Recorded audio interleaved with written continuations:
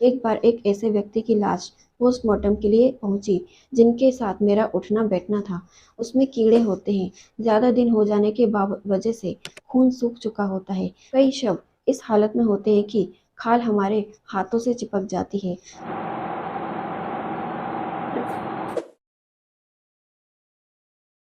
दोस्तों, कहते हैं ना कि कोई काम छोटा बड़ा नहीं होता। और जो लोग बड़े बिजनेसमैन होते हैं तो उनको देखकर बातें होती है कि इतना आगे बढ़ने में काफ़ी सारी मेहनत लगी। और जो छोटे मोटे काम करते हैं उनको देखकर लोग कहते हैं कि ये क्या काम है, इसमें कोई मेहनत नहीं है, तो ऐसे छोटा मोटा काम है। दोस्तों, इसी तरह का एक काम है जो अभी मैं आपके साथ शेयर करने वाली हूँ। ये है ब्लैक बर्ड नाम से एक कॉलम सा, ब्लॉग सा टाइप लिखा हुआ है। और इसमें इसके बारे में पूरी जानकारी है। इस काम के बारे में मैं अभी आपको बता रही हूँ।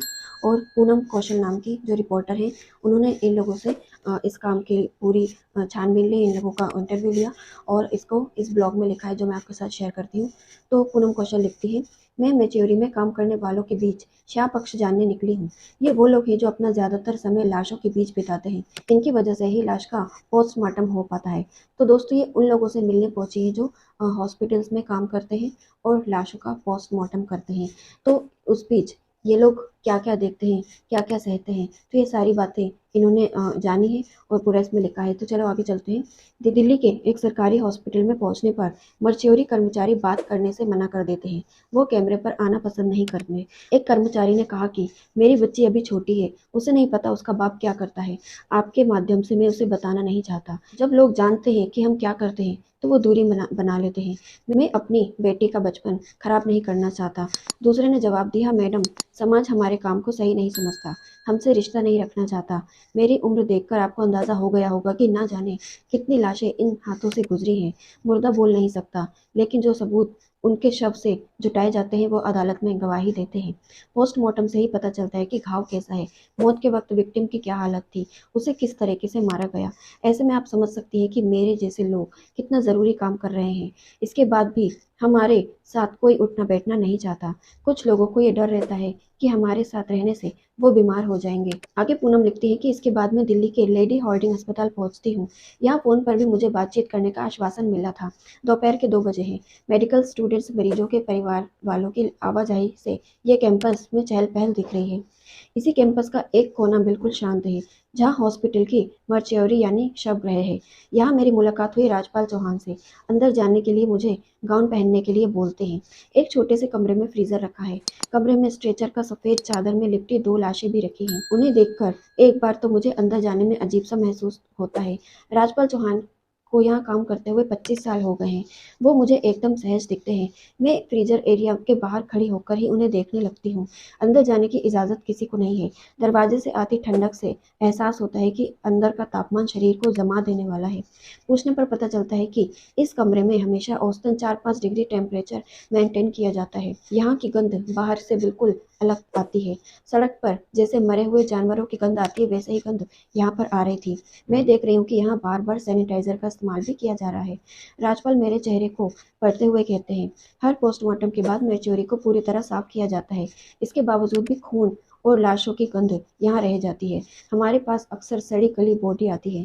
कई शव इस हालत में होते हैं कि खाल हमारे हाथों से चिपक जाती है। 10 बार धोने के बाद भी ऐसा लगता है कि कुछ चिपका रह गया है। इस गंध की वजह से खाना तो दूर, कई रोज पानी भी गले से नीचे नहीं उतरता। नींद में भी वो गंध पीछा करती रहती है। मैं अपने बच्चों को गले तक नहीं लगा पाता। लेडी हार्डिंग अस्पताल के मेच्योरी के बाहर एक कमरे में राजपाल का दफ्तर है। पूनम कहती है कि मैं उसी कमरे में उनसे बातचीत करती हूँ। अपने जीवन की 20,000 से ज़्यादा लाशें देख चुके राजपाल ने जब अपनी पहली बॉडी देखी थी तो वो अंदर से हिले हुए थे।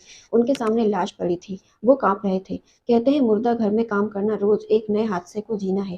पहले से भी ज्यादा खौफनाक जली हुई लाश आती है तो कभी पानी में डूबकर फूली हुई। जब स्ट्रेचर पर कोई बच्चा लेटा होता है तब मेरे लिए काम करना सबसे ज्यादा मुश्किल होता है। फूल सी नाजुक देह पर एक खरोच भी लगाने की हिम्मत नहीं होती। बच्चे की लाश को सामने देखकर दिमाग सुन्न हो जाता है। हाथ कांपने लगते हैं। खुद को संभालना पड़ता है। आप ये समझ लीजिए कि हमारे जैसे पक्के दिल के लोग भी सुध बुध खो देते हैं। तो इस पर आगे पूनम उनसे सवाल करती है, क्या यहाँ जो देखा किया उसे छोड़कर घर जाना आसान होता है? तो इस पर राजपाल कहते हैं कि मैडम, शुरुआत में तो वाकई दिक्कतें थी, अब थोड़ी कम होती हैं। बच्चे बड़े हो गए हैं, वो इस काम को समझते हैं लेकिन पसंद नहीं करते। रिश्ते नातेदार सब इस काम को छोड़ने को कहते हैं। समाज हमारे घर में रिश्ता करने से मना कर देते हैं। लोग हमें अछूत समझते हैं। हर तरह की लाश आती है। कई बार बॉडी बहुत ही कंपोज होती है, उसमें कीड़े होते हैं। ज़्यादा दिन हो जाने के वजह से खून सूख चुका होता है। ऐसी बॉडी के सैंपल जुटाना बहुत मुश्किल होता है। जब बड़े बड़े डॉक्टर उस बॉडी से डील कर रहे होते हैं तो हम तो सिर्फ मर्च्योरी के कर्मचारी हैं, मना नहीं कर सकते। उसे हाथ लगाना ही पड़ता है। आखिरकार इस काम की सैलरी मिलती है। आगे इस पर पूनम सवाल करती है कि क्या कभी किसी जान पहचान के व्यक्ति का शव आपकी मर्च्योरी में आया है? तो इस पर राजपाल मौन हो जाते हैं, कुछ सोचने लगते हैं। फिर कहते हैं कि हाँ, एक बार एक ऐसे व्यक्ति की लाश पोस्टमार्टम के लिए पहुंची जिनके साथ मेरा उठना बैठना था। उन्होंने लटक कर आत्महत्या कर ली थी। 2 दिन पहले ही मैं उनसे मिला था। जब मुझे पता चला कि उनकी लाश आई हुई है, मैं उस दिन मर्च्योरी में नहीं घुस पाया था। जो इंसान आपके साथ हंसता बोलता रहा हो, उसके शव को देखना आसान नहीं होता। उसका चीड़-फाड़ करना और भी मुश्किल काम है। राजपाल कहते हैं, यहाँ कोई भी ज़्यादा वक्त बिताना नहीं चाहता। सभी को अपने परिवार वालों की लाश ले जाने की जल्दी होती है। पोस्टमार्टम की एक तय प्रक्रिया है। एक्सपर्ट डॉक्टर, कई बार डॉक्टरों की टीम मौके पर मौजूद होती है। डॉक्टर जैसे जैसे निर्देश देते हैं, कर्मचारी उनका पालन करते हैं। शव से सभी फोरेंसिक सबूत जुटाने के बाद उनके सैंपल प्रिजर्व और सील कर दिए जाते हैं। पोस्टमार्टम पूरा हो जाने के बाद शव को सिलकर परिजनों को सौंपा जाता है। शव सिलकर परिजन को सौंपना भी आसान नहीं है। पोस्टमार्टम में 2 बड़े कट लगते हैं, एक पेट से सीने तक, दूसरा सिर के आर-पार। चीर-फाड़ के बाद अगर हम भद्दी सिलाई करके बॉडी को छोड़ दें तो घर वालों की तकलीफ और बढ़ जाती है। हम कोशिश करते हैं कि मुर्दा शरीर भी एकदम जिंदा जैसा दिखे। बेहद बारीक सिलाई करते हैं, खून साफ करते हैं, बालों को भी सहेज देते हैं। सब कुछ जोड़-जोड़ कर बॉडी को उन्हें सौंपने देते हैं। मॉर्च्योरी में किसी का ट्रांसफर होता है तो उसे हॉस्पिटल में सजा के तौर पर देखा जाता है। आपस में सारे स्टाफ कहते हैं कि इसे मुर्दा के बीच भेज दिया गया है। धर्मेंद्र भी मॉर्च्योरी बॉय है और 3 साल पहले उसका यहाँ ट्रांसफर हुआ है। शुरू में उसके लिए भी काम करना मुश्किल था लेकिन अब उसे लाशों के बीच रहने की आदत हो गई है। शर्मीले स्वभाव के धर्मेंद्र कम ही बात करते हैं। वो कहते हैं कि कई बार ऐसी लाशें आती हैं जिसे देखकर दिल दहल जाता है। लोग पैदा हुए बच्चे को डस्टबिन में फेंक देते हैं, चींटियां कुत्ते उन्हें नोच देते हैं। ऐसे नाजुक शरीर का जब पोस्टमार्टम करना होता है तो हाथ कांपने लगते हैं। खून जमाने वाली ठंड में भी पसीना आ जाता है। बस ऐसे मामलों में डर लगता है। आगे पूनम उनसे पूछती है कि इस नौकरी की वजह से क्या रिश्तेदार दूर हुए? लोगों ने शादी ब्याह में बुलाना बंद तो नहीं किया? तो जवाब में धर्मेंद्र थोड़ी देर खामोश रह जाते हैं, मानो वो कहना चाह रहे हो कि आपको सब पता है, मैं क्या ही कहूँ। रमेश चंद्र हाल ही में मसूरी में 27 साल नौकरी करने के बाद रिटायर हुए। उनके अनुभव भी बिल्कुल राजपाल चौहान जैसे हैं। कुख्यात तंदूर कांड की पीड़िता नैना साहनी की बॉडी के पोस्टमार्टम में वो शामिल थे। उस केस को याद करते हुए रमेश कहते हैं कि पूरी बॉडी जली हुई थी। उसे देखना और सैंपल लेना बहुत मुश्किल था। बहुत मुश्किल के साथ अपना काम किया। ग्लव्स उतारे, खूब रगड़-रगड़ साबुन से हाथ धोए, फिर भी लगा जैसे हाथों में कुछ चिपक गया हो। सूंघकर देखा कोई गंध नहीं थी, तब भी मिचली आने लगी। उस रोज मैंने पानी नहीं पिया था। आमतौर भी सड़ी गली लाशों का पोस्टमार्टम करते हुए इन्फेक्शन का डर भी रहता है।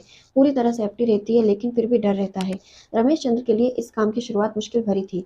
उन दिनों अपना डर वो किसी के साथ जाहिर नहीं होने देते थे। वो बताते हैं, हादसे के केस, बुरी तरह से डैमेज लाशें, आतंकवादी हमलों में मारे गए लोगों की लाशें सब हमने देखी हैं।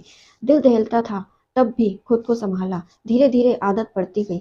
हमने ये सोच लिया था, यही काम है, करना ही है। उस पर से सरकारी नौकरी है, छोड़कर भाग भी नहीं सकते। लेडी होल्डिंग के कर्मचारियों से बात करने के बाद पूनम दिल्ली के एक और बड़े अस्पताल पहुंचती है। यहाँ मर्चोरी में काम करने वाले लोगों ने जब कैमरे पर बात करने से इनकार कर दिया तो अस्पताल प्रशासन से इसकी अनुमति नहीं दी। मैं कई घंटे यहाँ मर्च्योरी में बैठती हूँ, कर्मचारियों से अनौपचारिक बातें करती हूँ। एक युवा कर्मचारी कहता है, इस जब इस काम को शुरू किया तो अपनों ने ही मुंह मोड़ लिया। शादी के लिए पापा जब लड़की देखने गए थे तो मैं ऑपरेशन थिएटर में काम करता था। शादी के 2 महीने बाद मेरा ट्रांसफर मर्च्योरी में हो गया। कुछ दिन तक मैंने इस बात को अपनी पत्नी से छुपा कर रखा लेकिन जिस दिन पत्नी को यह बात पता चली वो मुझे छोड़कर चली गई। बहुत ही मुश्किल से उसे मनाकर लाया हूँ। अब भी उसकी जिद है कि मैं इस काम को छोड़ दूँ। बड़े अस्पतालों के मर्च्योरी में कई कर्मचारी ये काम ठेके पर करते हैं। इनकी सैलरी 15 से 17 हजार रुपये महीना है। लाशों को लाने और ले जाने के अलावा ये साफ सफाई भी करते हैं। ठेके पर काम कर रहा एक नौजवान कहता है, जो काम हम करते हैं कोई उसे नहीं करना चाहता। फिर भी आप देखिए पूरा दिन काम करने के बाद हमें मिलता क्या है? नफ़रत। एक धारणा एक आम धारणा है ये भी कि मजदूरी में काम करने वाले कर्मचारी शराब पीकर काम करते हैं। माना जाता है कि बिना नशे में ये काम किया ही नहीं जा सकता। मैंने दिल्ली में जिन कर्मचारियों से बात की, उन सब ने इससे इनकार किया। दिल्ली के बाहर पश्चिमी उत्तर प्रदेश की एक मचौरी में पोस्टमार्टम करने वाली एक युवा कर्मचारी से भी पूनम ने बात करने की कोशिश की। उसने कैमरे पर आने से इनकार करते हुए कहा, शराब पीनी पड़ती है लेकिन हर कोई पीता है ये मैं नहीं कह सकता। नहीं, आपसे डिटेल में बात भी नहीं कर सकता, मुझे पोस्टमार्टम रूम में जाना है। मैंने सोचा कि थोड़ा इंतजार कर लेती हूँ, शायद वो आकर बात कर ले। वो 2 घंटे तक पोस्टमार्टम करने में व्यस्त रहा, फिर ये कहते हुए निकल गया कि बहुत मुश्किल से ये काम मिला है, ऐसा ना हो कि आपसे बात करता रहूं और इस काम को भी गवा दूं। तो दोस्तों ये थी इन लोगों की कहानी और इन लोगों की दास्तां, जो कि ऐसे न जाने कितने लोग हैं। ये तो लगभग 3 या 4 लोगों से ही पूनम की मुलाकात हुई। और भी न जाने कितने लोग होंगे जो इनसे भी ज़्यादा बुरे हालातों को देखकर उनकी क्या-क्या हालत हुई होगी। शायद कुछ लोग ऐसे भी होंगे जिन्होंने ये काम करना चाहा और ऐसा कुछ हुआ कि उन्होंने छोड़ दिया या फिर अब किसी और काम के लिए भटक रहे होंगे। लेकिन बात ये होती है कि सरकारी नौकरी है, सैलरी अच्छी है, काम ऐसा है तो करनी पड़ती है। लेकिन ऐसा होता है ना कि जिसकी सरकारी नौकरी होती है लोग उसको पूछते हैं, अरे ये तो सरकारी नौकरी वाला है, या उसकी आवभगत होती है या उससे नाते रिश्तेदार बहुत अच्छे से अपना स्वभाव रखते हैं, अच्छी रिश्तेदारी निभाते हैं। लेकिन देखिए सरकारी नौकरी में ऐसे काम भी होते हैं जिसकी वजह से इनको अपने नाते रिश्तेदारों से दूर हो जाना पड़ता है, लोगों से नफरत मिलती है, जान पहचान वाले बात करना नहीं चाहते, साथ बैठना नहीं चाहते, तो क्या क्या झेलना पड़ता है। तो इस पर मैं अभी कुछ और कह नहीं पा रही हूँ। तो आप इस पर कुछ कहना चाहते हैं तो अपने दिल में, आपके दिल में जो भी है आप कमेंट बॉक्स में अपने मन की बात रख सकते हैं। और इस तरह की और वीडियो मैं आपके लिए लेकर आना चाहती हूँ। पढ़कर ही बोलना बड़ा मुश्किल हो रहा है, और जो सामने गई थी उनसे बातचीत की, उसे भी सुनना बड़ा मुश्किल लगा होगा। लेकिन जो ये काम कर रहे हैं उनकी ज़िंदगी, उनके लिए ये काम कितना मुश्किल है लेकिन फिर भी करना पड़ रहा है, तो उनकी ज़िंदगी किस तरीके से चल रही है तो ये आप हम नहीं समझ सकते, ये तो जो करता है ये वही जानता है। तो थैंक यू दोस्तों, फिर मिलेंगे इसी तरह की नेक्स्ट वीडियो के साथ, और जुड़े रहिएगा इसी तरह हमारे साथ। और वीडियो अच्छी लगी तो शेयर कीजिएगा और कमेंट बॉक्स में ज़रूर बताइएगा आप इस बारे में क्या सोचते हैं। तो फिर मिलेंगे नेक्स्ट वीडियो में। धन्यवाद, थैंक यू।